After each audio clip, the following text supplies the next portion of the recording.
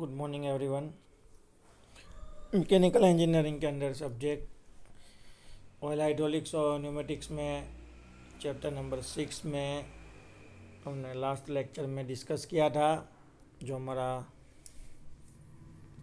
Basic जो हमारा compressor है या फिर जो बेसिक जिसकी बात करेंगे न्यूमेटिक सिस्टम की, उसमें किस तरीके से वर्क होता है। और उसके साथ साथ मैंने आपको दिया था एक टास्क जिसके अंदर आपको ये वाला थियरी कंपेयर करके देखना था। हाइड्रोलिक न्यूमेटिक्स का कंपैरिजन ऑलरेडी हो चुका है।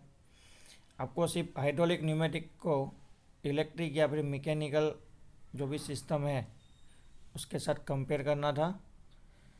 क्लियर? जिससे आपके कंसेप्ट क्लियर हो जाएंगे। बिकॉज ऑफ कंपनी में जहाँ कहीं पे भी अगर एनर्जी ट्रांसफ़र हो रहा है, पावर या फिर मोशन ट्रांसफ़र हो रहा है, ट्रांसमिट हो रहा है, बेसिकली वहाँ पे हम लोग ये 3 मोड ही यूज़ करते हैं। इलेक्ट्रिकल, मैकेनिकल या फिर न्यूमेटिक होगा या फिर हाइड्रोलिक सिस्टम होगा। तो इससे आपके कंसेप्ट क्लियर हो जाएंगे रिगार्डिंग दी ट्रांसमिशन। उसके बाद हमने बात किया था कि जो 1 बाय 1 हम लोग क्या करने वाले हैं, तो जितने भी न्यूमेटिक सर्किट के अंदर बेसिक जो इंस्ट्रूमेंट होते हैं उसके बारे में डिस्कस करने वाले हैं। तो चलिए स्टार्ट करते हैं आज का लेक्चर। आज हम देखने वाले हैं हमारा रिसीवर टैंक। रिसीवर टैंक मतलब न्यूमेटिक सिस्टम में जो वर्किंग मीडियम होता है वो होता है हमारा कंप्रेस्ड एयर। तो अगर हम लोग कंप्रेस्ड एयर को as a working medium use करेंगे तो कंप्रेस्ड एयर मतलब कंप्रेस किया हुआ एयर, तो उसको हमको क्या करना पड़ेगा, तो कहीं पे स्टोर करके रखना पड़ेगा, कहीं पे उसको जमा करके रखना पड़ेगा। तो इसके लिए जो इंस्ट्रूमेंट यूज़ होता है इसको हम लोग बोलते हैं रिसीवर टैंक। रिसीवर टैंक के अंदर हम लोग कंबाइन इंस्ट्रूमेंट एक यूज़ कर रहे हैं, कंप्रेसर। ठीक है, एक मैकेनिकल कंपोनेंट है या फिर आप बोल सकते हैं मैकेनिकल मशीन है जिसको बोला जाता है कंप्रेसर। और ये जो कंप्रेसर है उसके अंदर ही होता है, उसके साथ ही अटैच होता है हमारा रिसीवर टैंक। रिसीवर टैंक यानी बड़ा सा मेटल का एक टंकी होगा। क्लियर? क्या क्या होना चाहिए या फिर कौन सी चीज़ें आपको ध्यान में रखनी है जब आप रिसीवर टैंक सिलेक्ट करते हो, उसकी साइज़, उसकी कैपेसिटी जब सब सिलेक्ट करते हो तब। तो कुछ यहाँ पे जनरल चीज़ें दी गई है, जैसे कि delivery volume of the compressor, कि जो कंप्रेसर है, जो मशीन है जो एयर को कंप्रेस करके टंकी में स्टोर कर रहा है, डिलीवर कर रहा है, ठीक है, तो उसका वॉल्यूम क्या है, डिलीवरी वॉल्यूम। क्लियर है? एयर कंजप्शन, आप जिस न्यूमेटिक सिस्टम को ऑपरेट कर रहे हो उस न्यूमेटिक सिस्टम में कितना एयर कंज्यूम हो रहा है, ठीक है, टोटल आपका एयर कंजप्शन कितना है, उसके रिगार्डिंगली टैंक रखना पड़ेगा ना। क्लियर है? Pipeline network. अब ये पाइपलाइन नेटवर्क का मतलब क्या है कि सपोज़ आप इंडस्ट्री में न्यूमेटिक सिस्टम यूज़ कर रहे हैं, कहीं पे आपने बड़ा सा स्टोरेज टैंक लगा के रखा है, वहीं पे कंप्रेसर है, वहीं पे सारा एयर कंप्रेस होकर स्टोर हो रहा है, लेकिन आपको तो जो न्यूमेटिक टूल यूज़ करने हैं वो डिपार्टमेंट वाइज अलग अलग जगह यूज़ करने हैं। तो जो सप्लाई सिस्टम है, मतलब जो रिसीवर है, टैंक है, वहाँ से अगर आपको 20 metre, 50 metre, 60 metre, 50 foot, 60 foot, ऐसे अलग अलग डिस्टेंस पे अगर आपको एयर चाहिए तो उसके लिए आप पाइपलाइन नेटवर्क यूज़ करोगे। अब जितनी पाइपलाइन है उसकी लेंथ बढ़ेगी तो डिस्टेंस के अकॉर्डिंगली प्रेशर ड्रॉप होगा एयर का। तो वो भी सारी चीज़ें आपको ध्यान रखना है। Type and nature of on off regulation. कई बार क्या होता है कि अगर आपने टंकी के ऊपर एक वाल्व लगाया है जिसको आप ऑन ऑफ करोगे तो सिस्टम के अंदर कंप्रेस एयर सर्कुलेट होगा। फिर जहाँ पे पाइपलाइन का जो आउटलेट होता है, जहाँ पे अगर आपको वापस कोई और सिस्टम कनेक्ट करना तो वहाँ पे अगर एक और ऑन ऑफ वाल्व होगा, तो आप जितने भी सिस्टम में ऑन ऑफ वाल्व बढ़ाएंगे, मतलब जितने भी आप वो वाल्व रखेंगे उसको ओपन और क्लोज करने के लिए, ठीक है, सिस्टम को रेगुलेट करने के लिए, तो उसका भी ज़्यादा इम्पोर्टेंस है। उसकी वजह से भी प्रेशर ड्रॉप होता है, उसकी वजह से भी आपको कंप्रेस एयर की जो भी क्वांटिटी है उसके अंदर जो फ्लक्चुएशन आता है वो आप महसूस कर सकते हैं, यानी उसका असर होगा। Permissible pressure difference in the pipeline. देखिए ऐसा नहीं है कि भाई जो टंकी के अंदर सपोज 15 बार प्रेशर है तो सारे मशीन अभी ये 15 बार प्रेशर पे ही काम करेंगे। मशीन की काम करने की अपनी खुद की कैपेसिटी होती है, उसका काम करने का अपना एक अलग से प्रेशर रेंज होगा। अगर आप 15 बार का प्रेशर सप्लाई कर रहे हैं सब जगह पे, और कहीं पे अगर सिस्टम में आपको कोई कंपोनेंट या फिर कोई डिपार्टमेंट में कोई जगह पे आपको 12 प्रेशर का कोई मशीन है वो ऑपरेट करना है, न्यूमेटिक मशीन, तो उसको भी आपको कंट्रोल करना पड़ेगा, क्योंकि कंप्रेसर तो कॉन्स्टेंटली 15 बार 15 बार प्रेशर ही डिलीवर कर रहा है। अगर आपको प्रेशर कम करना है तो आपको उसका सफिशिएंट अरेंजमेंट करना पड़ेगा।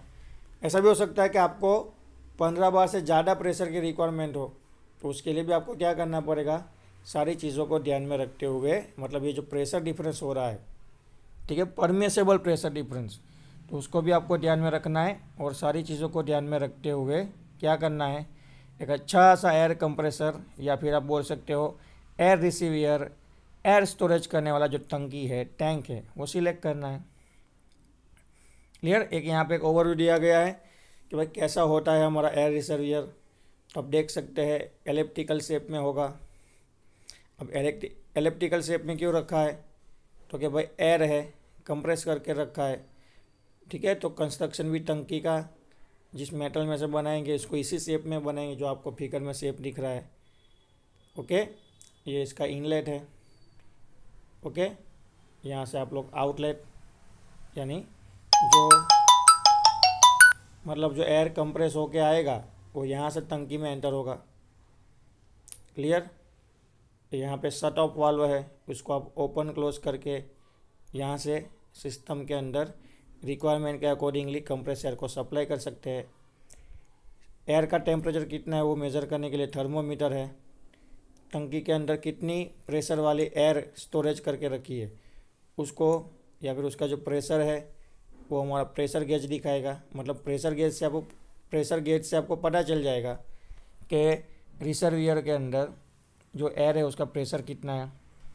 बाई चांस कुछ हो सकता है, ओवरलोड कंडीशन हो जाती है, प्रेशर बढ़ जाता है, तो सेफ्टी पर्पस के लिए सेफ्टी वाल्व दिया गया है जो अपने आप खुल जाएगा और पूरा रिसर्वियर से एयर रिलीव हो जाएगा और सिस्टम सेफ रहेगी। क्लियर। क्लीनिंग करने के लिए, रिपेयरिंग करने के लिए, मेंटेनेंस के लिए मैन होल दिए गए हैं। मतलब इसको आप खोल के अंदर हाथ डाल के कुछ रिपेयरिंग करना है, क्लीनिंग करना है, मेंटेनेंस करना है तो कर सकते हैं। और सबसे इम्पोर्टेंट नीचे दिया गया है आपको वाटर ड्रेन। वाटर ड्रेन का मतलब क्या होता है, तो जब भी हम लोग एयर को कंप्रेस करते हैं तो एयर का टेम्परेचर डिक्रीज़ होता है, ठीक है। मतलब एयर ठंडी होगी, अब ठंडी होगी तो उसका कंडेंसेशन होगा तो एयर में से वाटर के जो ड्रॉपलेट्स है, ठीक है, वाटर के जो ड्रॉपलेट्स होते हैं वो रिलीव होंगे। तो नीचे क्या होगा, तो यहाँ पर टंकी में नीचे पानी जमा होगा, थोड़ा बहुत जो भी होगा, थोड़ा बहुत पानी या फिर वाटर के जो ड्रॉपलेट्स है यहाँ से ड्रेन हो जाएंगे, मतलब रिसर्वियर से बाहर आ जाएंगे। क्लियर। तो इस तरीके से आपको बेसिक इतनी चीज़ों का ध्यान रखना है और जो भी एयर रिसर्वियर टैंक है वो बनाना है। ओके, अब हम लोग बात करेंगे हमारा मेन कंपोनेंट जो मैं आपको बोल रहा था, कंप्रेसर। अब कंप्रेसर क्या होता है, तो सिलेंडर पिस्टन अरेंजमेंट होता है जो एयर रिसर्वियर टैंक के ऊपर माउंट होता है, ठीक है, जिसके अंदर आप देख सकते हैं यहाँ पे जो क्रैंक शाफ्ट है वो मोटर की मदद से घूमता है। क्रैंक शाफ्ट घूमेगी जिससे कनेक्टिंग रोड की मदद से हमारा जो भी सिलेंडर के अंदर पिस्टन है वो रेसिप्रोकेटिंग मोशन करेगा। जैसे जैसे रेसिप्रोकेटिंग मोशन करेगा तो वो ऊपर जाएगा, नीचे आएगा, ऊपर जाएगा, नीचे आएगा। तो किस तरीके से वर्क करेगा, तो अगर आपको आईसी इंजन का वर्किंग मालूम है तो ये भी आप समझ जाओगे। जब पिस्टन नीचे आएगा तो ये इनलेट वाल्व खुलेगा, यहाँ से एयर अंदर आएगी, ठीक है। फिर जब पिस्टन ऊपर जाएगा तो ये वाल्व क्लोज हो जाएगा, ये तो ऑलरेडी क्लोज ही है। यहाँ पे जो भी एयर होगी वो कंप्रेस होगी, कंप्रेस होते होते होते जब पिस्टन यहाँ पे आ जाएगा तो ये आउटलेट वाल्व खुल जाएगा और कंप्रेस एयर चली जाएगी रिसर्वियर टंकी के अंदर। फिर वापस क्या होगा, तो कि वापस पिस्टन नीचे आएगा, तो ये वाल्व क्लोज हो जाएगा, ये वाल्व ओपन होगा, वापस एयर आएगी। तो जैसे हमारा IC engine, internal combustion engine work करता है, suction stock, compression stock, suction stock, compression stock, बिल्कुल उसी तरह ही सिलेंडर पिस्टन अरेंजमेंट के थ्रू हम लोग इलेक्ट्रिक मोटर की मदद से या फिर पेट्रोल इंजन, डीजल इंजन की मदद से क्रैंक शाफ्ट को घुमाएंगे, रोटेशन देंगे, जिससे पिस्टन रेसिप्रोकेटिंग मोशन करेगा।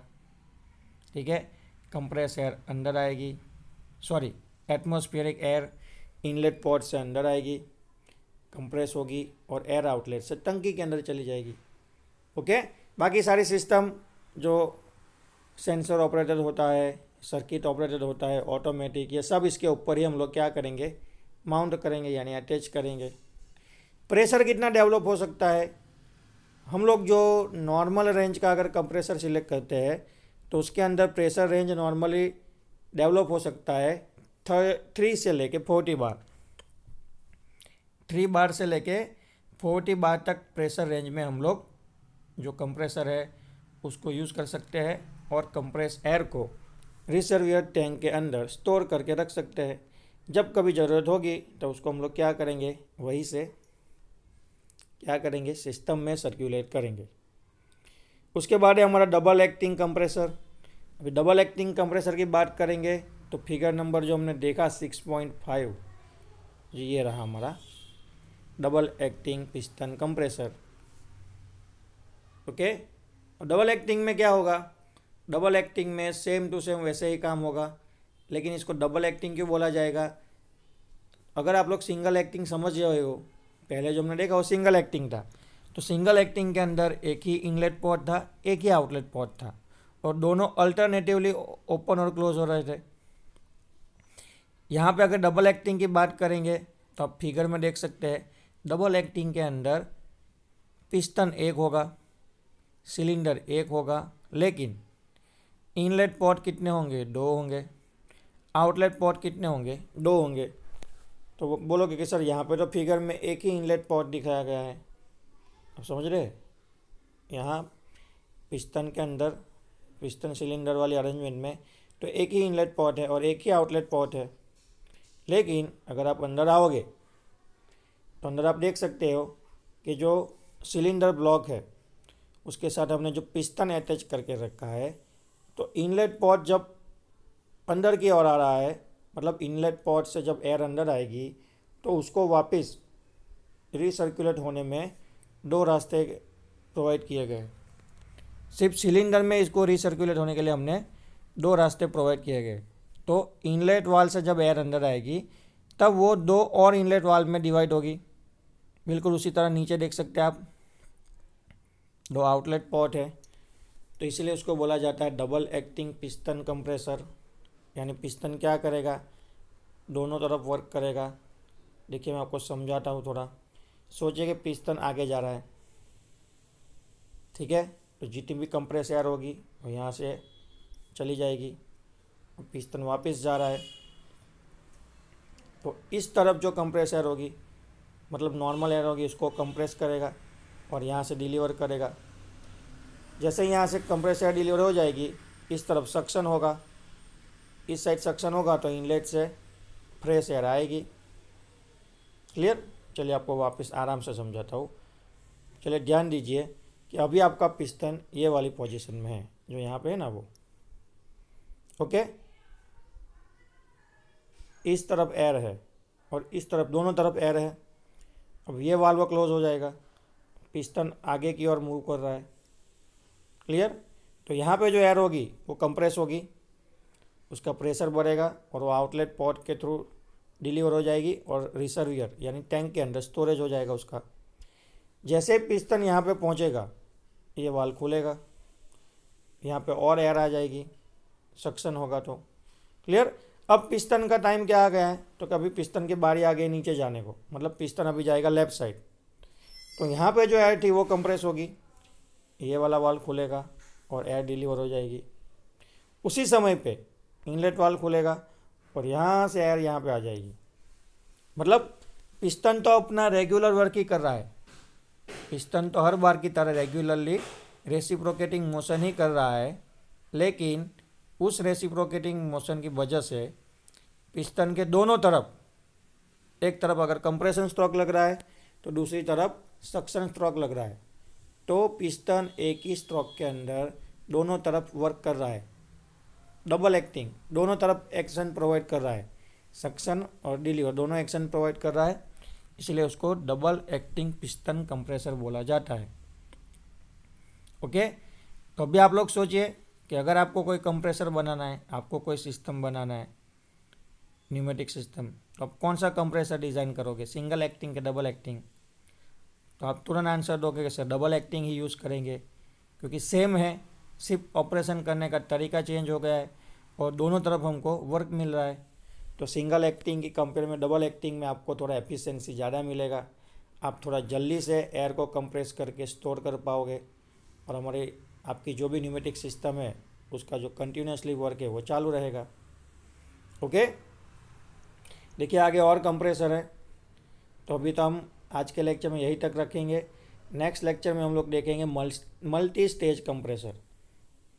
ठीक है, मल्टी स्टेज कंप्रेसर आता है और मल्टी स्टेज कंप्रेशन प्रोसेस भी आता है, तो हम लोग डिस्कस करेंगे, कंटिन्यूस करेंगे नेक्स्ट लेक्चर में।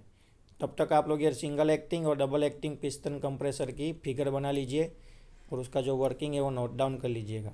Okay, thank you.